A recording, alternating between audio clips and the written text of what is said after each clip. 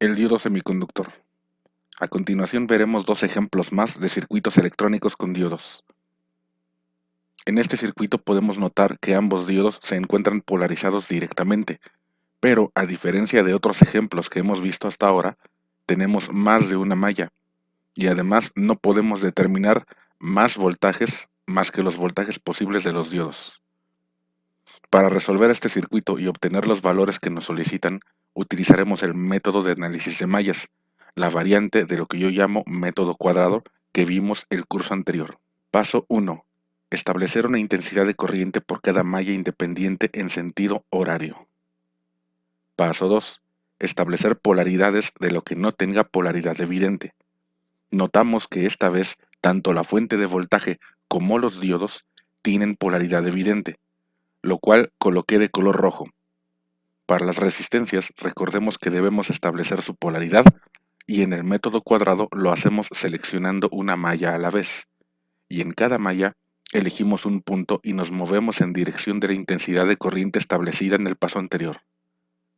Al encontrarnos con una resistencia, le asignamos polaridad más menos en ese orden al atravesarla. Recordemos que R2, al encontrarse en dos mallas independientes, tendrá dos juegos de polaridades. Paso 3. Utilizando la ley de mallas de Kirchhoff, establecer una ecuación por cada malla independiente. Para la malla de I1, elegimos un punto de esta malla. En este caso, elijo un punto debajo de V1 y nos desplazamos en dirección de la intensidad de corriente. Cada que atravesemos un elemento, colocamos el voltaje del elemento con el último signo que tocamos al salir de este. Así que al atravesar V1, el último signo que tocamos fue positivo, fue el signo más. Así que anotamos más V1. Seguimos avanzando y nos encontramos con R1, y al atravesarlo, el último signo que tocamos fue negativo, así que escribimos menos VR1. Pues recordemos que la ley de mallas de Kirchhoff es la suma algebraica de voltajes.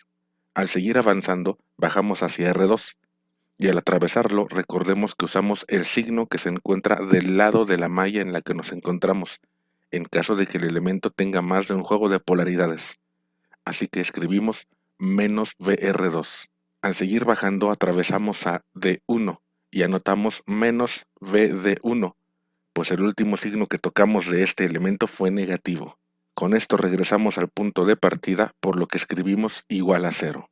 Para desarrollar la ecuación anotamos los valores de voltaje de la fuente y del diodo, y para los voltajes de la resistencia usamos la ley de Ohm, es decir, que VR1 será igual a R1 multiplicado por la intensidad de corriente que atraviesa R1, es decir, 2.2 kilos por I1. Para VR2, la intensidad de corriente que atraviesa R2 es la combinación de I1 e I2.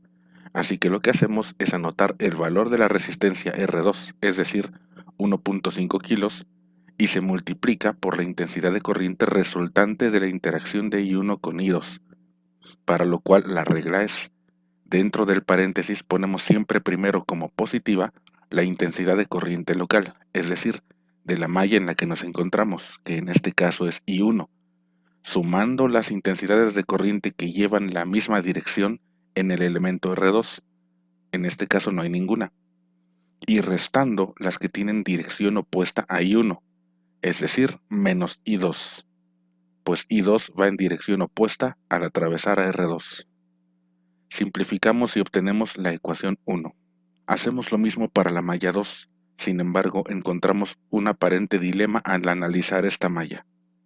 Si vemos a D1 y seguimos la dirección de I2, pareciera que I2 se mueve en dirección opuesta al símbolo del diodo D1, lo cual hace parecer que lo polariza inversamente y causaría que fuera un circuito abierto.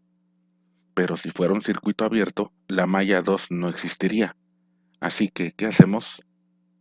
Asumir que el diodo se encuentra polarizado directamente y la corriente I2 que sube a través de D1 solo representa el valor a restar de I1, por lo que debemos averiguar cuál es la intensidad de corriente que le gana a la otra, es decir, la dirección final y el valor de la intensidad de corriente que pasa por el hilo de R2 y D1.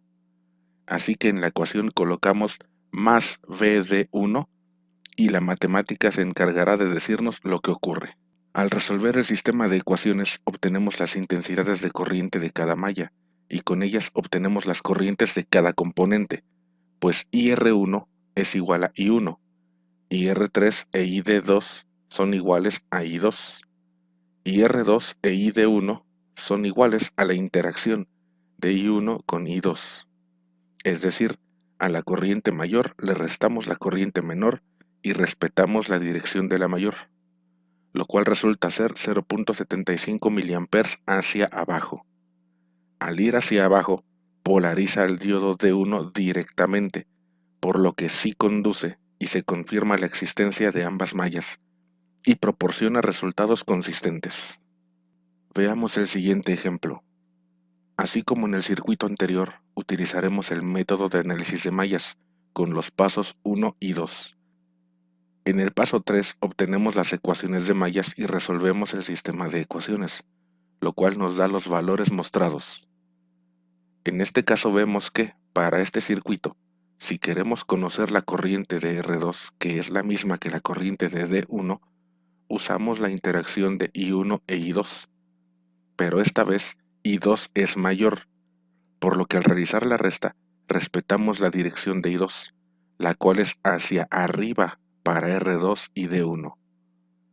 Esto implica que, de existir ambas mallas, la corriente en D1 iría hacia arriba, polarizando el diodo inversamente, lo cual es inconsistente con el comportamiento del diodo, pues recordemos que polarizado en inversa no conduce intensidad de corriente y no se encuentra en su estado de ruptura.